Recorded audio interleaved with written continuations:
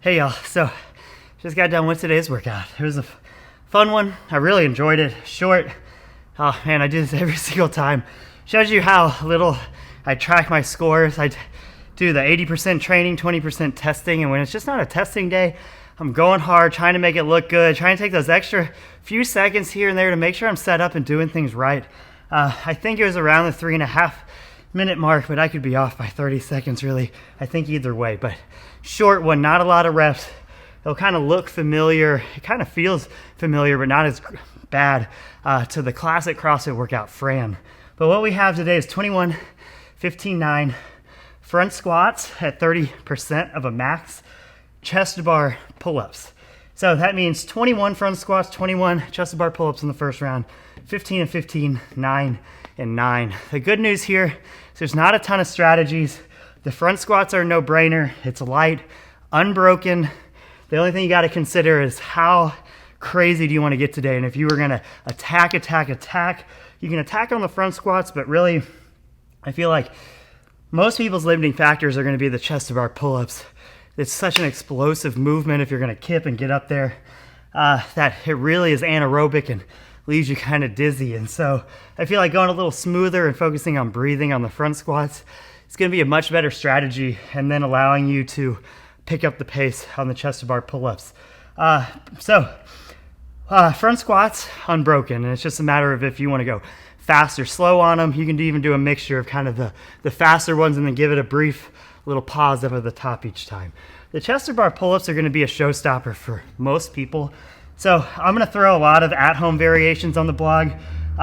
There's too many different combinations here as we're going with 2 dumbbells, 1 dumbbell, kettlebells, as we're doing different things if you don't have a pull-up bar and such. So all those are going to be on the blog and in the description of this video too.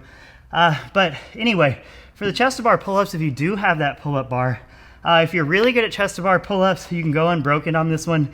And I'd say you would need to have 30 or more unbroken chest to bar pull-ups if you're going to be able to pull off unbroken in this workout. And then if you're kind of sub that, you might be looking at breaking these things up into 3 sets, so 7, 7, 7, something like that, and then just seeing what you can do. Maybe go unbroken on the 9 if you can, or it might still be 3 sets of 3 there. If you're someone who's in that, like, I've got 10 to 20 chest to bar pull-ups, but I know I don't have a bunch more than that, then you might just want to adjust the numbers.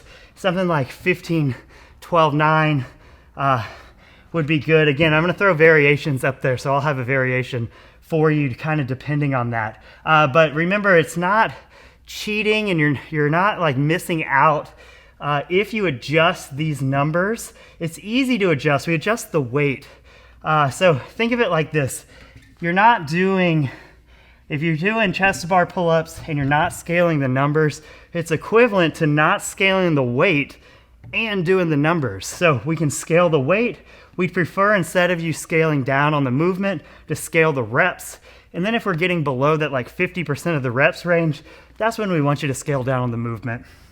And we can scale this one with regular kipping pull-ups. We can scale it with jumping pull-ups, banded pull-ups, ring rows, those types of things. Whew, having a hard time talking here. So anyway, short workout. I'd throw an 8-minute cap on this, and the people are going to get capped are the ones that are going to kind of get stuck on the pull-ups probably.